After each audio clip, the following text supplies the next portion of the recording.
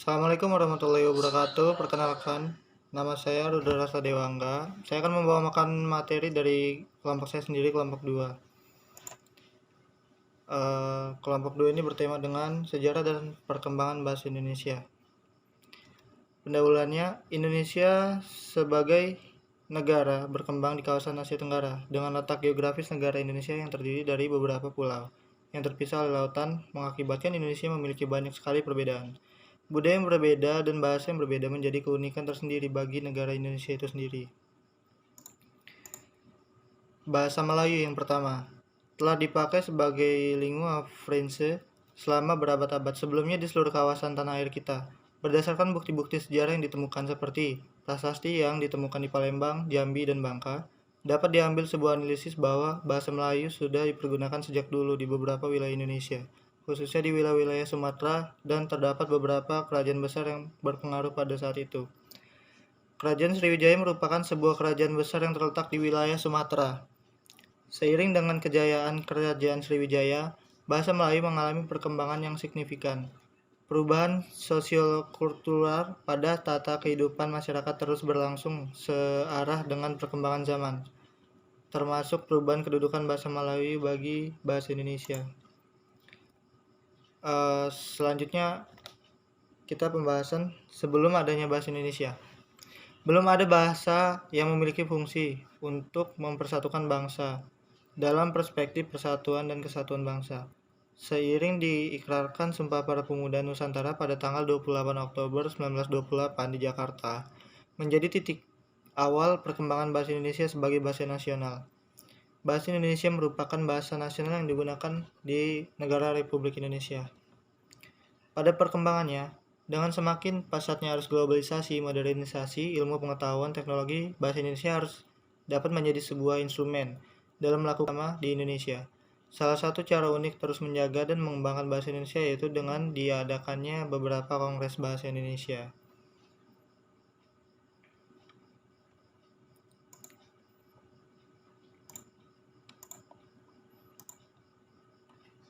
Kongres.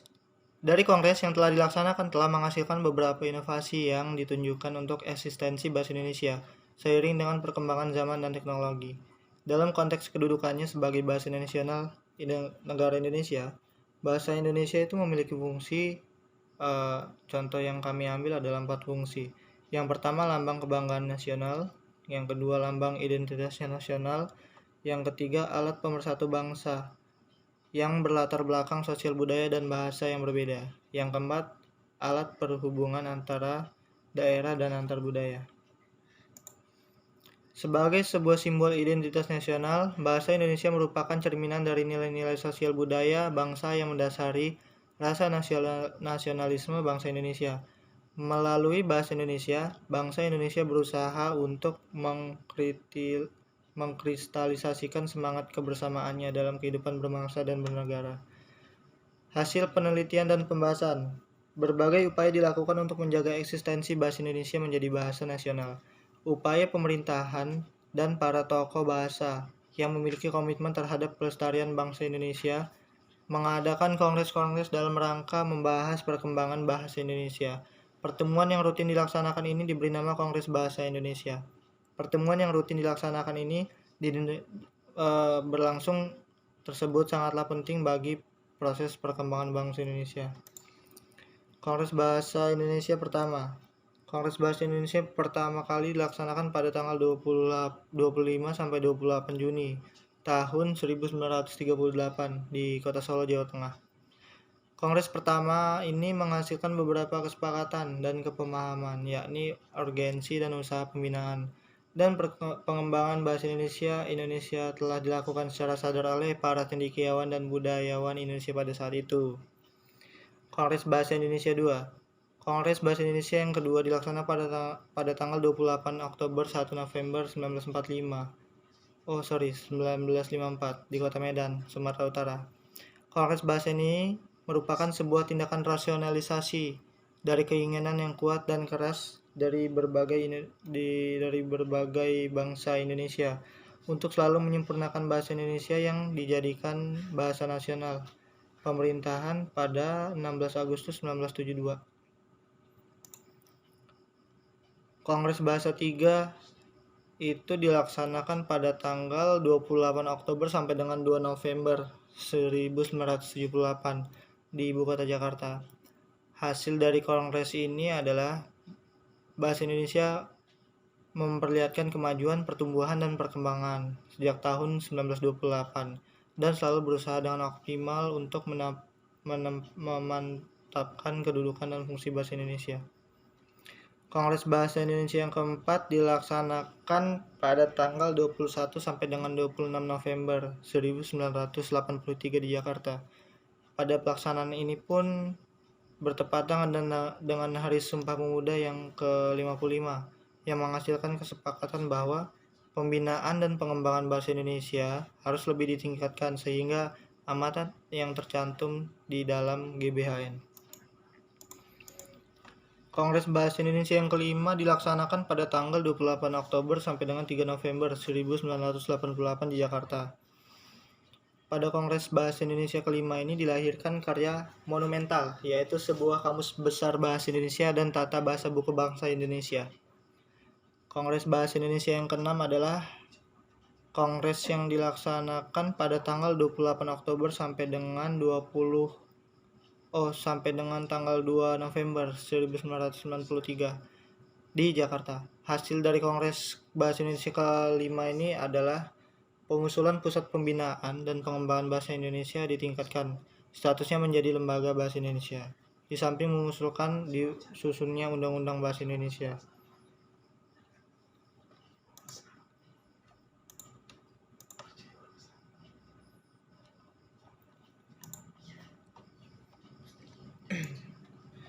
Kongres Bahasa Indonesia yang ke-7 itu dilaksanakan pada tanggal 26 sampai dengan 30 Oktober 1998 di Jakarta.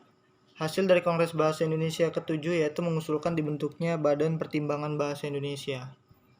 Kongres Bahasa Indonesia yang ke-7, ke-8.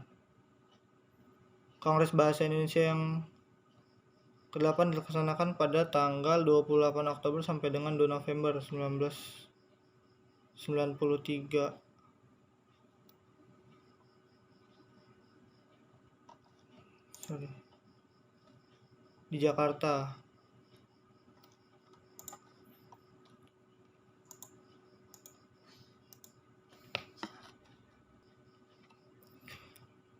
Selanjutnya Kongres Bahasa Indonesia yang ke-9.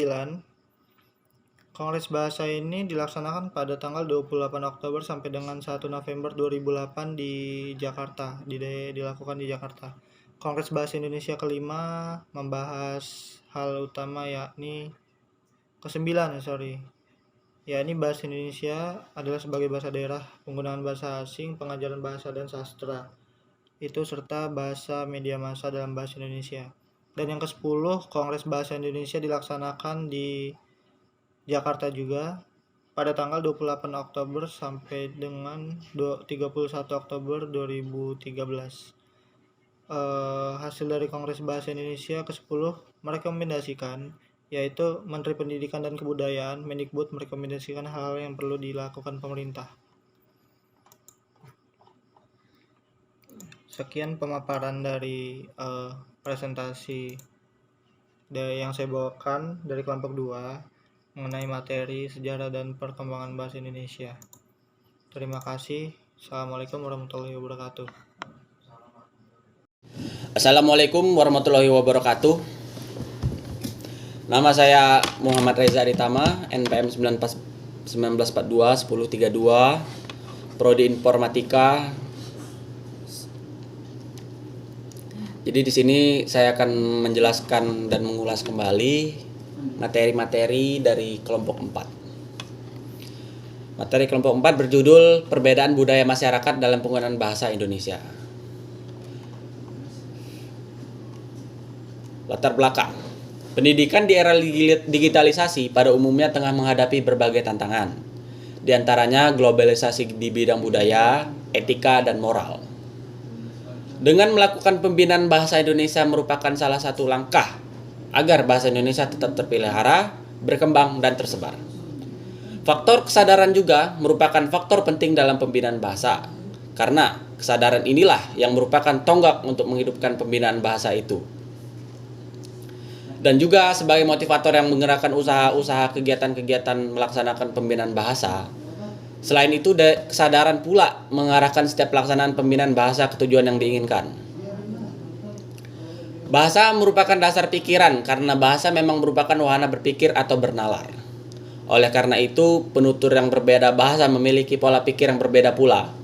Apa yang dilakukan masyarakat bahasa dipengaruhi oleh sifat bahasanya. Kedua, pandangan yang bertolak belakang dengan hipotesis yang pertama, yang berpandangan bahwa kebudayaan mempengaruhi bahasa. Perilaku masyarakat saat berbahasa dipengaruhi oleh kebudayaan masyarakat itu pula. Dengan pernyataan lain, bahasa mereferensikan budaya. Sistem budaya akan mengontrol perilaku manusia melalui sistem kontrol sosial dan sistem kepribadian. Secara tegas, Kunchoro-Ningrat menyatakan bahwa kebudayaan sangat menentukan wujud bahasa. Posisi bahasa Indonesia sebagai bahasa ilmu yang bersifat dinamis kini terguncang dengan tantangan dari bahasa asing. Tantangan berupa eksternal linguistik tersebut datang dari pengaruh negatif bahasa asing, terutama bahasa Inggris. Berupa masuknya kosakata tanpa proses pembentukan istilah dan penggunaan struktur kalimat bahasa Inggris. Namun, di tengah era globalisasi, masyarakat tidak bisa menutup mata bahwa kemampuan menggunakan bahasa asing, terutama bahasa Inggris, sangat diperlukan. Tanpa adanya bahasa, termasuk bahasa Indonesia, iptek tidak dapat tumbuh dan berkembang. Faktor-faktor yang mempengaruhi perbedaan budaya di masyarakat dalam penggunaan bahasa Indonesia. Yang pertama, mobilitas. Saat ini mobilitas masyarakat seluruh dunia sedang mencapai puncaknya. Orang-orang yang seringkali mengunjungi budaya-budaya lain untuk mengenal daerah baru. Mobilitas ini kemudian menjadi pengalaman sehari-hari kita sebagai realitas telah menciptakan dan membuat kita semakin memahami budaya lain dalam proses komunikasi antar budaya. Yang kedua, ada ekonomi. Kebanyakan negara di dunia secara ekonomis tergantung pada negara lain. Misalnya pada waktu yang lalu, kehidupan ekonomi Amerika banyak terkait dengan negara-negara Eropa yang kulturnya banyak mirip atau sama. Tetapi sekarang ini pandangan Amerika khususnya di bidang peralatan teknologi yang berorientasi ke Asia Timur. Dengan kata lain, kehidupan ekonomi Amerika bergantung pada kemampuan bangsa ini. Yang ketiga, ada teknologi komunikasi. Meningkatnya perkembangan teknologi komunikasi telah membawa kultur luar yang ada kalanya asing masuk ke dalam budaya Indonesia melalui film-film import pada tayangan televisi ataupun bioskop, internet, dan sebagainya. Kita dapat mengenal adat kebiasaan, kemajuan teknologi, komunikasi telah membuat komunikasi antar budaya praktis tak terhindarkan. Yang keempat, ada pola imigrasi. Hampir di setiap kota di dunia kita dapat menjumpai orang-orang dari beragaman bahasa. Pada lingkup domestik, kita bergaul, bekerja, atau bersekolah dengan orang-orang yang sangat berbeda dengan kultur dan kita. Lalu ada kesejahteraan. Yang kelima, sekarang ini capaian kesejahteraan sangat tergantung pada kesejahteraan politik kultur atau negara lain. Kekacauan politik di belahan dunia ini berdampak atau mempengaruhi keamanan kita. Komunikasi antar budaya berbahasa saat ini terasa lebih penting dibandingkan masa-masa sebelumnya. Lalu perbedaan interaksi budaya masyarakat dalam penggunaan bahasa Indonesia. Bahasa dan kearifan lokal. Bahasa digunakan sebagai sarana dalam mengungkapkan kearifan lokal. Selain sebagai sarana, bahasa juga digunakan sebagai media untuk mentransfer kearifan lokal dan yang sudah ada ke generasi berikutnya dan menyebarkan kearifan lokal daerah tertentu ke daerah lain. Hal ini berdasarkan penelitian Mardin Kantoro yang mengungkapkan bahwa kearifan lokal dari suku Samin diungkapkan melalui bahasa Jawa. Cara yang digunakan untuk mengungkapkan kearifan lokal secara lingual adalah dalam bentuk kata, kalimat, dan wacana. Lalu ada budaya dan pembelajaran bahasa. Yang kedua, budaya dalam hal ini menjadi sebuah pendekatan yang digunakan dalam pembelajaran bahasa. Hal ini berdasarkan pada penelitian Abu Syairi tahun 2013 yang menjelaskan bahwa pengusahaan bahasa yang baik dalam komunikasi bukan hanya karena pengaruh penguasaan linguistik, namun juga dipengaruhi oleh pemahaman bahasa sesuai dengan konteks, sehingga diperlukan pemahaman terhadap budaya penutur. Lalu ada pengaruh budaya dalam bahasa karya sastra. Bahasa sebuah karya sastra sering dipengaruhi oleh latar belakang budaya dari penulis. Hal ini berdasarkan penelitian Suprani tahun 2013 menjelaskan bahwa cerita yang dimuat dalam surat kabar Pikiran Rakyat periode Januari sampai April 2010 dan Kompas periode Mei sampai Agustus 2010 Bahasa yang ada di dalamnya dipengaruhi oleh nilai-nilai tradisi budaya Banten, sehingga dapat disimpulkan bahwa karya sastra sering dipengaruhi oleh latar belakang budaya penulisnya. Lalu bahasa dan budaya dengan visi dunia, bahasa, budaya, dan pikiran mempunyai keterkaitan yang sangat erat kaitannya dengan visi dunia sebagai unsur mendasari Nadaik tahun 2028. Hal tersebut karena budaya merupakan bagian integral dari interaksi antara bahasa dan pikiran. Perlu dicatat bahwa perbedaan antara bahasa yang ada disebabkan oleh perbedaan visi dunia, pola-pola yang ada pada budaya, adat, cara hidup, dan diungkapkan dan diekspresikan dalam bahasa. Pengaruh budaya terhadap perubahan bahasa. Pengaruh budaya terhadap bahasa dewasa ini banyak kita saksikan. Banyak kata atau istilah baru yang dibentuk untuk menggantikan kata atau istilah lama yang sudah ada. Hal tersebut karena dianggap kurang tepat, tidak rasional, kurang halus, atau kurang ilmiah. Misalnya kata pariwisata untuk menggantikan turisme, kata wisatawan untuk menggantikan turis atau pelancong, kata dharma wisata untuk mengganti kata piknik, dan suku cadang untuk mengganti kata onderdil. Kata-kata turisme, turis, dan onderdil dianggap tidak nasional, karena itu perlu diganti dan bersifat nasional. Kata-kata kuli dan buruh diganti dengan karyawan, babu diganti dengan pembantu rumah tangga, dan kata pelayan penjara diganti dengan lembaga pemasyarakatan. Kenaikan harga diganti dengan penyesuaian harga, gelandangan menjadi tunawisna, pelacur menjadi tunasusila, adalah karena kata-kata tersebut dianggap halus, kurang sopan menurut pandangan norma sosial. Penutup, disimpulkan bahwa bahasa dan budaya mempunyai hubungan erat yang tidak dapat dipisahkan karena saling berkaitan. Selain itu, dalam kehidupan bermasyarakat, bahasa dan budaya seringkali berinteraksi dalam bentuk-bentuk tertentu, antara lain bahasa dan kearifan lokal. Budaya dan pembelajaran bahasa, adaptasi bahasa, perspektif bahasa dan budaya dalam distingsi gender. Bahasa dan budaya dengan visi dunia, bahasa dan budaya dalam wacana jurnalistik, pengaruh budaya dalam bahasa karya sastra, dan pengaruh budaya dalam gaya bahasa struktur bahasa khotbah Jumat. Oleh karena itu, dalam kehidupan bermasyarakat, bahasa dan budaya selalu beriringan dan saling berinteraksi dalam berbagai bentuk dan bidang. Terima kasih, sekian dari saya. Mohon maaf bila ada kesalahan dalam mengucapkan kata-kata. Saya akhiri, wabillahi taufik wal hidayah. Wassalamualaikum warahmatullahi wabarakatuh.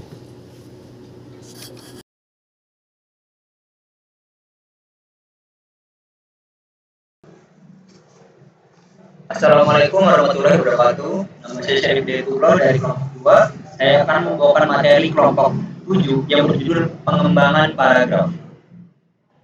Kita mulai dari pengertian paragraf. Pengertian paragraf adalah kumpulan kalimat-kalimat yang memiliki sebuah ide pokok dan diikuti oleh kalimat-kalimat penjelas dari ide pokoknya, serta memiliki unsur kelengkapan kalimat untuk mendukung penjelasan-penjelasan mengenai ide pokoknya. Menurut Godikerav, sang ahli bahasa, paragraf sama dengan alenia, yakni kesatuan pikiran dari beberapa kalimat yang bertalian untuk membentuk suatu gagasan. Lalu, menurut Sugijo, sang ahli bahasa, paragraf adalah bagian dari karangan yang terdiri atas beberapa kalimat yang berhubungan secara utuh dan terpadu serta satu pikiran. Lalu menurut Richard M. Weber, sang ahli bahasa, paragraf itu semacam pembagian dari pembuatan paragraf itu merupakan satu cara untuk membeda-bedakan bagian dari satu karangan. Selanjutnya adalah syarat-syarat paragraf. Pertama ada kepaduan paragraf. Kepaduan paragraf adalah adanya kemampuan untuk merangkai kalimat sehingga berkaitan satu sama lain sehingga logis dan serasi. Lalu yang kedua ada kesatuan paragraf. Kesatuan paragraf yang dimaksud kesatuan paragraf adalah tiap paragraf mengandung satu pokok pikiran yang diwujudkan dalam kalimat utama. Yang ketiga ada kelengkapan paragraf. Kelengkapan paragraf yaitu sebuah paragraf dikatakan lengkap apabila di dalamnya terdapat kalimat-kalimat penjelas secara lengkap untuk menunjukkan pokok pikiran atau kalimat utama. Selanjutnya ada cara sebab akibat. Yang pertama ada cara definisi. Cara definisi adalah pengembangan paragraf melalui pengungkapan penjelas atau pengertian dari satu masalah yang dibicarakan. Lalu ada cara analogi. Analogi adalah bentuk pengungkapan suatu objek yang dijelaskan dengan objek lain memiliki satu kesamaan atau kemiripan. Biasanya dilakukan dengan bantuan kiasan. Yang ketiga ada cara contoh-contoh. Contoh-contoh disajikan sebagai penjelas, sebagai gagasan penjelas untuk mendukung atau memperjelas gagasan utama agar mudah dipahami oleh pembaca. Yang keempat ada cara sebab akibat. Cara sebab akibat sering disebut dengan kausalitas. Pengembangan paragraf cara ini dapat dilakukan dengan menjanjikan sebab sebagai gagasan penjelas. Yang kelima ada cara perbandingan. Cara perbandingan merupakan sebuah pengembangan paragraf yang dilakukan dengan membandingkan guna memperjelas suatu paparan. Yang keenam adalah cara penentangan. Cara penentangan yaitu pengembangan paragraf yang biasanya menggunakan ungkapan-ungkapan seperti berbeda dengan, bertentangan dengan, sedangkan, lain halnya dengan, akan tetapi, dan bertolak belakang. Yang ketujuh ada cara klasifikasi. Cara klasifikasi adalah pengembangan paragraf melalui pengelompokan berdasarkan ciri-ciri tertentu. Selanjutnya ada implementasi paragraf. Yang pertama ada cara analogi. Deskripsi adalah karangan yang sifatnya melukiskan, menggambarkan suatu dengan jelas dan terperinci. Yang kedua ada argumentasi. Deskripsi adalah karangan yang bersifat melukiskan, menggambarkan sesuatu dengan jelas dan terperinci. Yang ketiga ada eksposisi. Eksposisi adalah karangan yang bertujuan menjelaskan, menerangkan, dan memberitahukan suatu peristiwa atau objek dengan tujuan agar orang lain mengetahuinya atau bisa disebut menambah wawasan. Yang keempat ada narasi. Narasi adalah karangan yang memisahkan suatu peristiwa yang disusun secara kronologis, sistematis. Secara kronologis artinya adalah sistematika waktu. Lalu ada persuasi. Persuasi adalah karangan yang sifatnya mempengaruhi, mengajak, menganjurkan suatu pada orang lain untuk berbuat atau bertindak sesuai dengan harapan penulis. Terima kasih. Nama saya Syarif Detoro. Wassalamualaikum warahmatullahi wabarakatuh. Assalamualaikum warahmatullahi wabarakatuh. Perkenalkan, nama saya Muhammad Ali Prasetyo, NPM 19421076. Saya dari kelompok 2 akan membawakan materi dari kelompok 5 tentang ejaan bahasa Indonesia yang disempurnakan. Pengertian. Ejaan bahasa Indonesia yang disempurnakan adalah keseluruhan pengaturan bagaimana melambangkan bunyi ujaran dan bagaimana antar hubungan antara lambang-lambang bahasa Indonesia dalam bentuk tulisan. Dengan demikian, ejaan bahasa Indonesia meliputi pemakaian huruf kapital, dan huruf miring, penulisan kata, penulisan unsur serapan, dan pemakaian tanda baca. Kelima hal itu diuraikan dalam Pedoman Umum Ejaan Bahasa Indonesia yang disempurnakan tahun 1994 yang diterbitkan oleh Departemen Pendidikan dan Kebudayaan. Walaupun dalam pedoman itu sudah dijelaskan aturan-aturan yang mesti dilaksanakan, dalam kesempatan ini saya mencoba untuk menjelaskan kembali hal-hal yang terkait dengan penerapan ejaan dalam penulisan karya tulis ilmiah. Dalam pembahasan ini hanya difokuskan pada aturan-aturan yang perlu mendapat perhatian ekstra karena seringnya persoalan itu diabaikan pemakainya. Pokok-pokok penerapan ejaan bahasa Indonesia. Di atas telah disinggung bahwa pokok-pokok ejaan bahasa Indonesia meliputi pemakaian huruf kapital dan huruf miring, penulisan kata, penulisan unsur serapan, pemakaian tanda baca. 5 hal itu dibahas secara ringkas berikut ini. Pertama, pemakaian huruf. Salah satu bagian pemakaian huruf yang perlu dicermati kembali dalam penulisan karya tulis ilmiah adalah persoalan pemenggalan kata. Penulis karya tulis ilmiah sering mengalami kesulitan memenggal kata pada pengganti baris. Misalnya penulisan kata berikut. Seperti saudara, dan ra. Penulisan gabungan vokal yang disebut diftong AI, AU, dan OI dalam kata pantai, harimau, dan asteroid. Tidak dipisah antar gabungan vokal itu, tetapi gabungan vokal itu merupakan satu kesatuan atau diftong, sehingga pemenggalan kata itu menjadi pantai, hari dan mau, dan a dan soy. Secara umum, pemenggalan kata dasar dilakukan dengan mencermati kaidah-kaidah berikut. A. Jika di tengah kata ada huruf vokal yang berurutan, pemenggalan itu dilakukan di antara kedua huruf vokal itu. Misalnya ma dan a, atau bu dan a. B. Jika di tengah kata ada huruf konsonan, termasuk gabungan huruf konsonan di antara dua buah huruf vokal, pemenggalannya dilakukan sebelum huruf konsonan itu. Misal ma dan kan, dan ke, me, na, dan kan. C. Jika di tengah kata ada huruf konsonan yang berurutan, pemenggalan dilakukan antara kedua huruf konsonan itu. Misal tan dan pan, atau sam dan bung. D. Jika di tengah kata ada tiga buah huruf konsonan atau lebih, pemenggalan dilakukan secara huruf konsonan yang pertama dan huruf konsonan yang kedua. Misal instrumental atau deskripsi. Pemakaian huruf kapital dan huruf miring. Pemakaian huruf kapital dan huruf miring dalam penulisan karya ilmiah sering menyimpang dari kaidah-kaidah ejaan. Pengapitalan dan pemiringan huruf sering dilakukan karena huruf awal dari kata-kata dan kata yang dicetak miring dianggap penting. Misal, A. Penambahan program studi di universitas dilakukan untuk B. Sebagai calon terpilih gubernur dan wakil gubernur mereka. C. Dalam pandangan hukum, adat seseorang wajib menaati awik-awik. D. Mereka berlayar ke teluk dan menyeberangi selat sehingga perjalanan. E. Para ibu membeli garam Inggris, gula Jawa, dan pisang Ambon. F. Adanya beban kewajiban dalam ngayahang. G. Dalam bukunya Kalangwan, Sastra Jawa Kunan Selayang Pandang.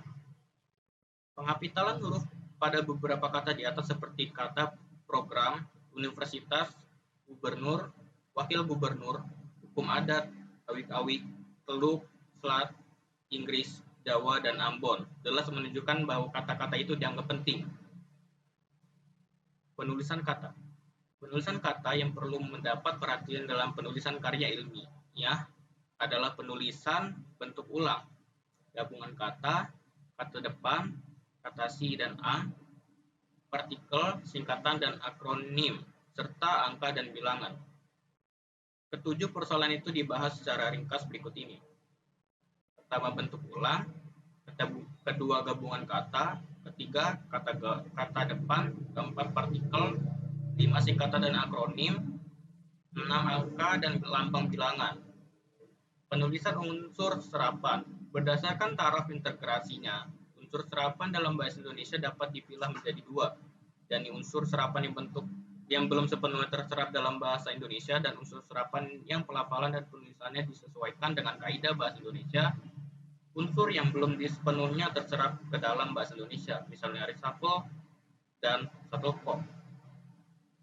Sedangkan unsur serapan yang pelafalan dan penulisannya disesuaikan dengan kaidah bahasa Indonesia, diusahakan agar ejaan aslinya hanya diubah seperlunya sehingga bentuk Indonesianya masih dapat dibandingkan dengan bentuk asalnya.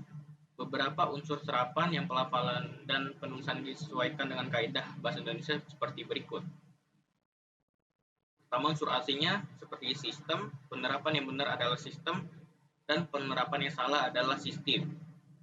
Kedua, hipotesis. Penerapan yang benarnya adalah hipotesis. Penerapan yang salahnya adalah hipotesa, dan sebagainya. Pemakaian tanda baca.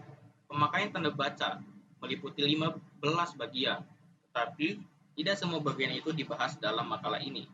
Hanya beberapa kaidah atau aturan yang terkait dengan penulisan karya tulis ilmiah dibicarakan, di antaranya pemakaian tanda titik, tanda koma, tanda titik koma, tanda titik dua, tanda pisah, tanda kurung, dan tanda petik ganda dan tanda petik tunggal. Terima kasih.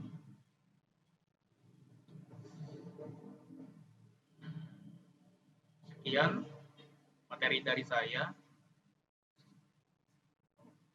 Jika ada salah, saya minta maaf. Assalamualaikum warahmatullahi wabarakatuh. Assalamualaikum warahmatullahi wabarakatuh. Perkenalkan, nama saya Puja Rashid dari Prodi Informatika dengan NPM 1942-1027. Saya akan membawakan materi dari kelompok 1 dengan materi arti, fungsi, dan kedudukan bahasa Indonesia. Apa itu bahasa Indonesia? Bahasa Indonesia adalah bahasa Melayu yang dijadikan bahasa resmi Republik Indonesia. Bahasa Indonesia resmi digunakan setelah proklamasi kemerdekaan Indonesia. Dan bahasa Indonesia dinyatakan lahir pada 28 Oktober 1928. Kedudukan bahasa Indonesia. Bahasa Indonesia mempunyai kedudukan yang sangat penting, seperti tercantum pada Ikrar Ketiga Sumpah Pemuda 1928 yang berbunyi, kami putra dan putri Indonesia menjunjung bahasa persatuan bahasa Indonesia. Ini berarti bahasa Indonesia berkedudukan sebagai bahasa nasional. Kedudukannya berada di atas bahasa-bahasa daerah. Fungsi bahasa Indonesia sebagai bahasa nasional. Bahasa Indonesia memiliki fungsi sebagai berikut. Identitas nasional. Dibuktikan dengan digunakannya bahasa Indonesia dalam bulir-bulir Sumpah Pemuda yang berbunyi, kami putra dan putri Indonesia menjunjung bahasa persatuan bahasa Indonesia. 2. Pemersatu bangsa. Dibuktikan dengan digunakannya bahasa Indonesia sebagai alat pemersatu bangsa yang berbeda suku, agama, ras, adat istiadat, dan budaya. 3. Lambang kebanggaan bangsa. Ini dibuktikan dengan bahasa digunakannya bahasa Indonesia sebagai sampai sekarang ini. 4. Alat komunikasi. Ini dibuktikan dengan digunakannya bahasa Indonesia di semua media komunikasi seperti TV, koran, radio, dan lain-lain. Sebagai bahasa negara, bahasa Indonesia memiliki fungsi sebagai berikut. Bahasa resmi kenegaraan. Dibuktikan dengan digunakannya bahasa Indonesia dalam naskah proklamasi kemerdekaan RI 1945. Mulai saat itu, dipakailah bahasa Indonesia dalam segala upacara peristiwa dan kegiatan kenegaraan baik dalam bentuk lisan maupun tulisan. Alat pengantar dalam dunia pendidikan. Dibuktikan dengan pemakaian bahasa Indonesia sebagai bahasa pengantar di lembaga pendidikan dari taman kanak-kanak. Maka, materi pelajaran yang berbentuk media cetak juga harus berbahasa Indonesia. Itu saja, sekian dari saya. Terima kasih. Assalamualaikum warahmatullahi wabarakatuh.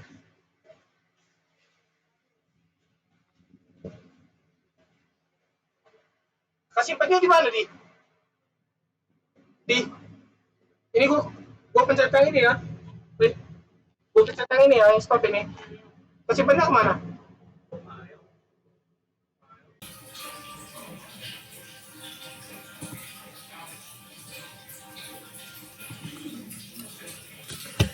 Assalamualaikum warahmatullahi wabarakatuh. Saya dari kelompok 2 ingin menyampaikan presentasi tentang ragam bahasa Indonesia. Apa sih pengertian ragam bahasa? Ragam bahasa adalah variasi bahasa menurut pemakaian yang berbeda-beda menurut topik yang dibicarakan, namun hubungan pembicara, kawan bicara, orang yang dibicarakan, serta menurut media pembicara. Bahasa yang dihasilkan menggunakan alat ucap dengan fonem sebagai unsur dasar dinamakan ragam bahasa lisan, sedangkan bahasa yang dihasilkan dengan ragam tulisan dengan huruf sebagai dasar dinamakan ragam bahasa tulis. Pentingnya belajar ragam bahasa. Di sini udah tertera sangatlah penting kita belajar ragam bahasa karena bahasa Indonesia adalah banyak ragamnya, banyak bedanya, tapi tepat satu. Sebab terjadinya ragam Indonesia, ragam bahasa timbul seiring dengan perubahannya masyarakat. Perubahan itu berupa variasi bahasa yang dipakai sesuai keperluannya. Contohnya dengan teman sebaya, orang kantor, mungkin bahasa yang lebih baku untuk atasan dan sebagainya. Apa sih fungsi bahasa? Fungsi bahasa itu ada banyak. Satu, alat untuk ekspresi diri, untuk berkomunikasi, adaptasi, berkomunikasi, bekerja, mengidentifikasi diri, kontrol sosial, ekspresi diri, dan untuk alat berpikir. Macam-macam ragam bahasa Indonesia. Ragam bahasa Indonesia dibagi menjadi 3, yaitu berdasarkan media, cara pandang, dan topik pembicara. Ciri-ciri ragam bahasa lisan itu memerlukan orang dua atau teman bicara dan sebagainya. Ada juga di sini ada ragam bahasa tulis. Jadi ragam bahasa tulis tidak memerlukan kehadiran orang lain, tidak terikat ruang dan waktu. Kosakata yang digunakan dipilih secara cermat, dan seterusnya. Ragam bahasa berdasarkan pandang penutur. Ragam bahasa dipengaruhi juga oleh setiap penutur terhadap kawan bicara atau sikap penulis terhadap pembawaan. Sikap itu antara lain resmi, akrab, dan santai.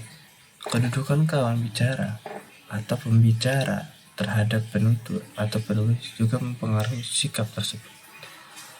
Ragam bahasa berdasarkan topik pembicaraannya. Itu gimana sih? Nah, kita coba lihat penjelasannya.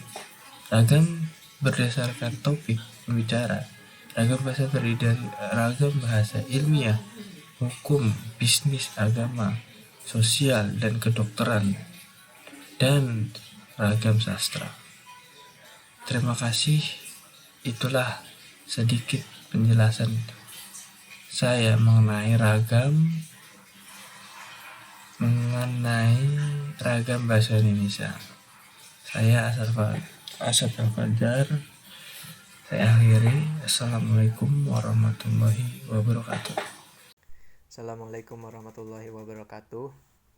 Perkenalkan, nama saya Rahmat Maulana, NPM 19421043, Prodi Informatika. Di sini saya ingin presentasikan cara membuat surat resmi secara baik dan benar. Definisi surat. Menurut Isopian 2008 1, surat merupakan suatu model komunikasi tertulis yang memungkinkan seseorang saling memberikan informasi atau mempertukarkan ide. Menurut Diana Nababab, menurut surat merupakan alat komunikasi yang disajikan secara tertulis. Disimpulkan, surat adalah suatu alat yang digunakan untuk berkomunikasi secara tertulis, oleh suatu pihak ke pihak lain untuk menginformasikan sesuatu hal. Surat resmi. Surat resmi adalah surat yang sifatnya formal, yang dibuat oleh suatu instansi atau organisasi, baik instansi pemerintah maupun instansi swasta. Surat resmi harus menggunakan bahasa Indonesia yang sesuai dengan kaidah baku. Ciri-ciri surat resmi itu menggunakan kop surat apabila dikeluarkan organisasi. Yang kedua, ada nomor surat, lampiran, dan perihal. Ketiga, menggunakan salam pembuka dan penutup. 4, penggunaan ragam bahasa resmi. 5, menyertakan cap atau stempel dari lembaga resmi.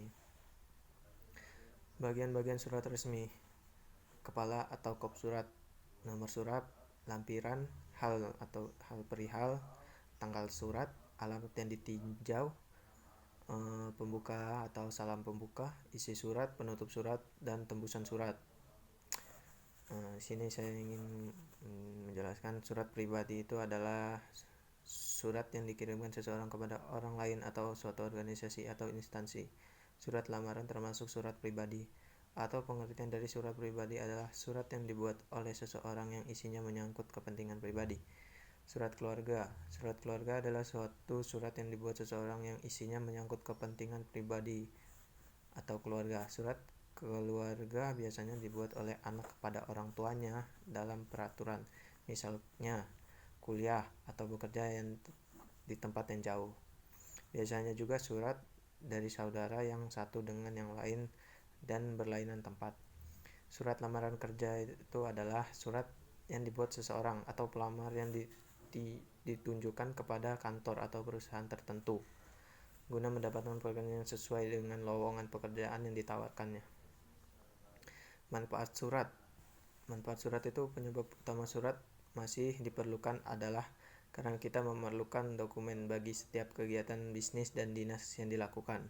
Tujuan pembuatan surat dalam menyusun surat resmi secara baik dan benar menggunakan beberapa pendekatan, yakni mengonsep surat harus mempunyai tujuan pembuatan surat.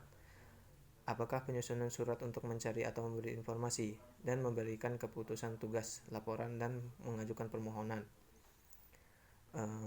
Bahasa surat. Ketentuan dalam menyusun surat sama dengan ketentuan dalam mengarang. Bagian-bagian surat resmi. Kepala surat. Ada kepala surat, tanggal surat, nomor surat, lampiran, hal perihal, alamat tujuan, salam pembuka, isi surat, salam penutup, nama, jabatan, dan tanda tangan. Dan terakhir tembusan. Kesimpulannya, surat menyurat adalah salah satu bentuk komunikasi dengan mempergunakan surat sebagai alat. Oleh karena itu, surat menyurat merupakan salah satu alat komunikasi yang sangat penting dan setiap waktu dilakukan dalam tugas sehari-hari dalam kantor. Terima kasih. Saya akhiri. Wabillahi taufiq wal hidayah. Wassalamualaikum warahmatullahi wabarakatuh. Assalamualaikum warahmatullahi wabarakatuh. Saya Jimmy Hernando dari kelompok 2 ingin mempresentasikan tentang kalimat efektif logis dan sesuai kaidah. Yang pertama ada pengertian kalimat efektif, kedua unsur-unsur kalimat efektif, ketiga ciri-ciri kalimat efektif, keempat syarat kalimat efektif, kelima struktur kalimat efektif, dan yang terakhir ada pengertian kalimat logis. Pengertian kalimat efektif. Kalimat efektif adalah kalimat yang dapat mengungkapkan gagasan penurut atau penulisnya secara tepat sehingga dapat dipahami oleh pendengar atau pembaca secara tepat pula. Efektif dalam hal ini adalah ukuran kalimat yang memiliki kemampuan menimbulkan gagasan atau pikiran pada pendengar atau pembaca. Kedua, unsur-unsur kalimat efektif. Unsur kalimat adalah fungsi sintaksis yang dalam buku-buku tata bahasa Indonesia lama lazim disebut jabatan kata dan kini disebut peran kata dalam kalimat, yaitu subjek, predikat, objek, pelengkap, dan keterangan. Kalimat bahasa Indonesia baku sekurang-kurangnya terdiri atas dua unsur, yakni subjek dan predikat. Unsur yang lain, objek, pelengkap, dan keterangan. Dalam suatu kalimat dapat wajib hadir, tidak wajib hadir, atau wajib tidak hadir. Yang ketiga, ciri-ciri kalimat efektif. Pertama ada kesepadanan. Kesepadanan ialah keseimbangan antara pikiran atau gagasan dan struktur bahasa yang dipakai. Kedua ada keparalelan. Keparalelan adalah kesamaan bentuk kata yang digunakan dalam kalimat itu. Ketiga, ketegasan. Ketegasan ialah suatu perlakuan penonjolan pada ide pokok kalimat. Keempat, kehematan. Kehematan dalam kalimat efektif adalah hemat mempergunakan kata, frasa, atau bentuk lain yang dianggap tidak perlu. Kelima, kecermatan. Cermat adalah bahwa kalimat itu tidak menimbulkan tafsiran ganda. Keenam, kepaduan. Kepaduan ialah kepaduan pernyataan dalam kalimat itu sehingga informasi yang disampaikannya tidak terpecah-pecah. Kelogisan. Kelogisan ialah bahwa ide kalimat itu dapat diterima oleh akal dan penulisnya sesuai dengan ejaan yang berlaku. Berikutnya ada syarat kalimat efektif. Yang pertama, secara tepat mewakili pikiran pembicara atau penulisnya. Kedua, mengemukakan pemahaman yang sama tepatnya antara pikiran pendengar atau pembaca dengan yang dipikirkan pembaca atau penulisnya. Berikutnya, struktur kalimat efektif. Struktur kalimat efektif haruslah benar. Kalimat itu harus memiliki kesatuan bentuk, sebab kesatuan bentuk itulah yang menjadikan adanya kesatuan arti. Kalimat yang strukturnya benar tentu memiliki kesatuan bentuk dan sekaligus kesatuan arti. Sebaliknya, kalimat yang strukturnya rusak atau kacau tidak menggambarkan kesatuan apa-apa dan merupakan suatu pernyataan yang salah. Dan yang terakhir, pengertian kalimat logis. Kalimat logis adalah pernyataan yang masuk akal. Kalimat artinya perkataan, logis artinya sesuai dengan logika. Benar menurut penalaran atau masuk akal dalam Kamus Besar Bahasa Indonesia. Sedangkan kalimat tidak logis adalah perkataan yang tidak masuk akal. Kalimat yang tidak sesuai dengan logika. Atau katakan yang tidak masuk akal. Kelogisan ialah bahwa ide kalimat itu dapat diterima oleh akal dan penulisannya sesuai dengan ejaan yang berlaku. Suatu kalimat dikatakan logis apabila informasi dalam kalimat tersebut dapat diterima oleh akal atau nalar. Terima kasih. Saya Jimmy Hernando 1942-1023 mengucapkan wassalamualaikum warahmatullahi wabarakatuh.